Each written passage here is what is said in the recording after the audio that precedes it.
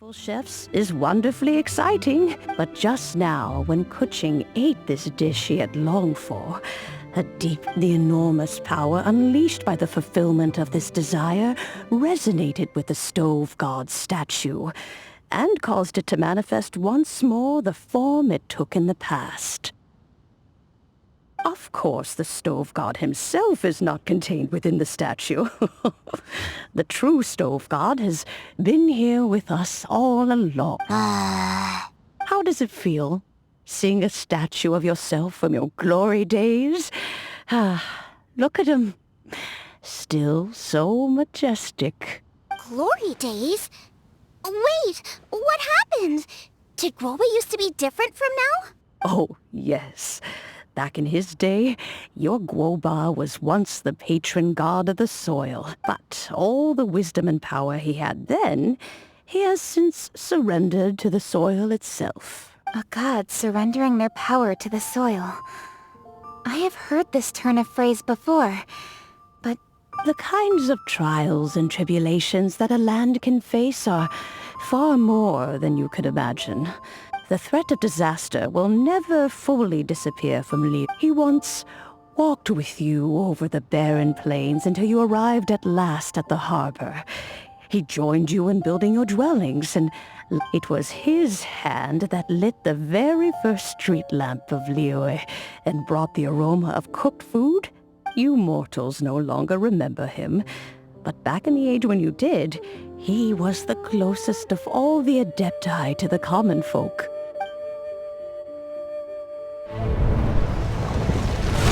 Moonchase, god of the stove, born from a spark when stone struck stone. He was a god with a great love for humanity and their well-being.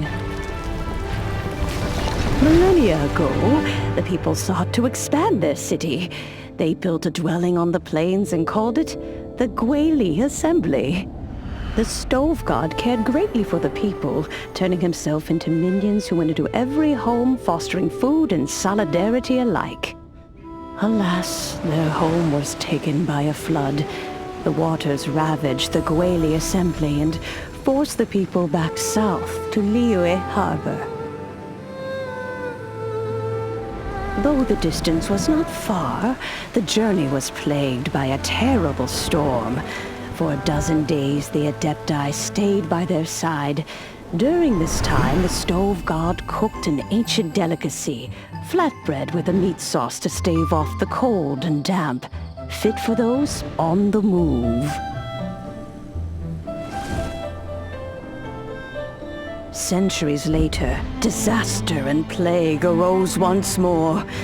The stove god would appear no longer, for he placed all of his power into the land itself to quell the calamities. His power expended, and his wits greatly reduced. Thus his body decreased in size. By the time he parted ways with us, he wasn't even the height of a human. He told Rex Lapis and I of the dishes that bring joy and of the secrets of the flame, then went into the mountains and entered into a long slumber.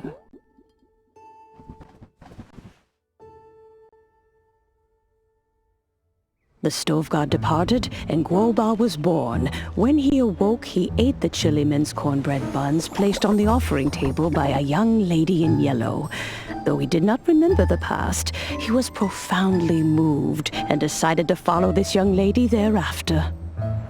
The stove god had quietly disappeared, but the vendors rose early to hawk their wares. People went out to buy goods, lit their stoves, and cooked food, just as they had done every day for as long as they could remember. In Liyue, things have always been this way.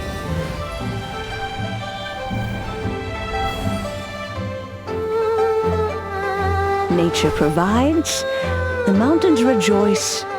We are blessed by heaven's good grace. years have gone by. The world has transformed, but our way of life survives.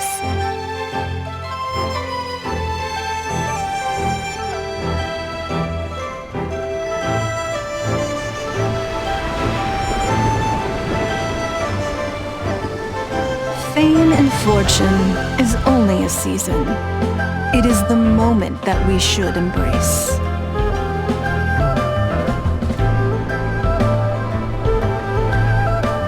Past meets present. Heritage becomes legacy. Long into the future may we thrive. You once told me that dining is the profoundest of customs in the human world. To eat well is to consume vitality itself, and to drink well is to partake of the very essence of the world. It is a matter of paramount importance, you said, for people cannot face the arduous journey ahead on an empty stomach. At once a humble affair and a profound one. A humble meal of maize and spring water is also profound in that. By ensuring one's survival, it paves the way for millennia. My dear friend, Liyue has changed so much while you have slept. Looking at the prosperity and beauty around us today, does it make you happy? Guoba, this is kind of a huge deal. Why didn't you say anything? He is not who he once was. Even the power of speech evades him now. There is no way he could have told you. Oh, Guoba, but... Xiangling. Do not be saddened, Xiangling. There are two sides to everything. Guoba may have lost many of his formal faculties, but he is now as carefree as can be, without a single worry in the whole world. In this world we inhabit, who can truly be said to live a life free of all woes?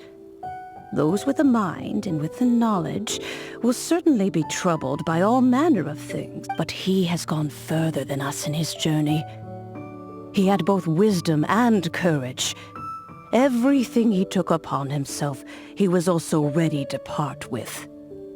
His carefree demeanor today is a testament to the fact that he is at rest. So since you are his friend, take good care of him. Go out to walk and play. Allow him to eat, drink, and be merry. I will! You can count on me! Xiangling, you have an adeptal affinity. Guoba follows you around because he has respect for you. The moment he awoke, he was met with the familiar flavor in the chili mince cornbread buns he ate. After all that time, he still recognized the dish he had invented.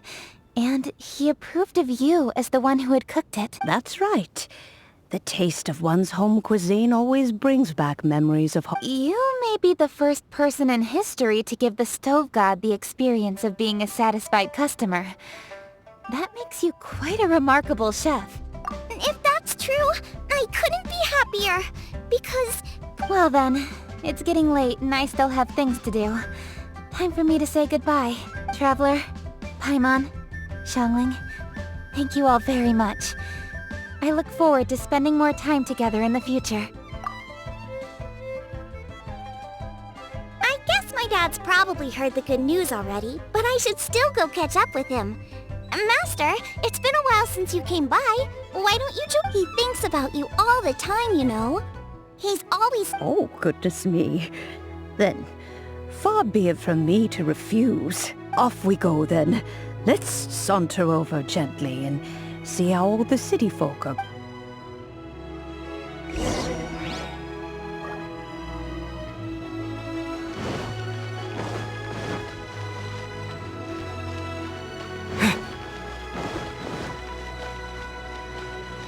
Dad, I'm back! Hey, what are you doing there? I should be the one handling that. Oh no! Guoba's taken off!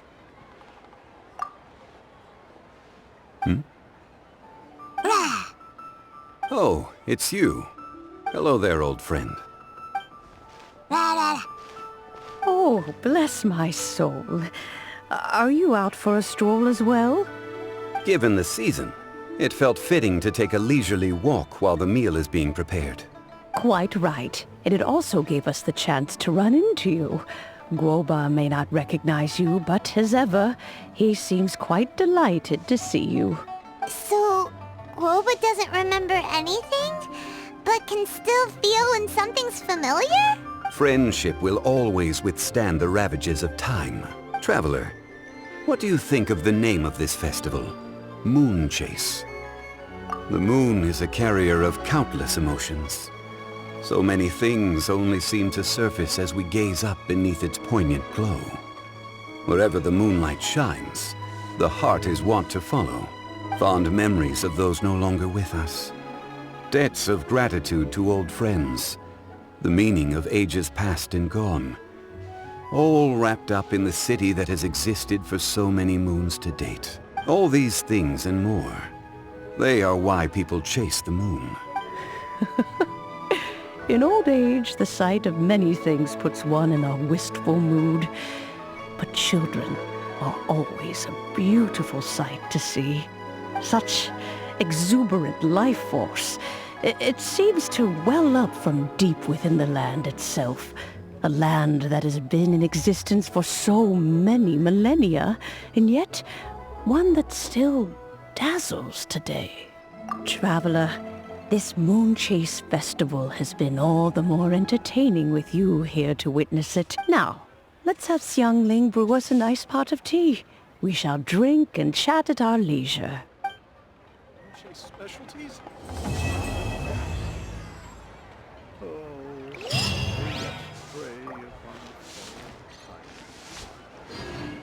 As expected of my daughter, culinary skills are getting better and better. The food at Wan Min restaurant is excellent. You can say that again. Xiangling is a remarkable child. Indeed. To have mastered the craft at her age lends credence to the old aphorism that heroes are made young. That's not being honest, that's just plain stupid. Of my daughter. We have to try the new dishes with masterful chefs. Cheap and tasty chop suey!